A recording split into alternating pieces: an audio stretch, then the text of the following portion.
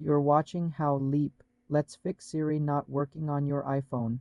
First, check if Siri is enabled. Go to Settings, tap Siri and search. Make sure the switches for Listen for Hey Siri and press side button for Siri are on. Next, check your internet connection. Siri needs Wi-Fi or cellular data. Restart your iPhone.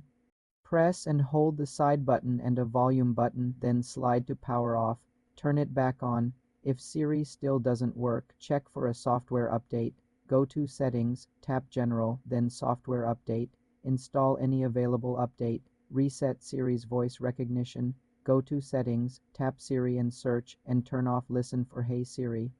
Turn it back on and retrain your voice. You're watching how Leap. Let's fix Siri not working on your iPhone. First, check if Siri is enabled. Go to Settings, tap Siri and search. Make sure the switches for Listen for Hey Siri and press side button for Siri are on. Next, check your internet connection. Siri needs Wi-Fi or cellular data.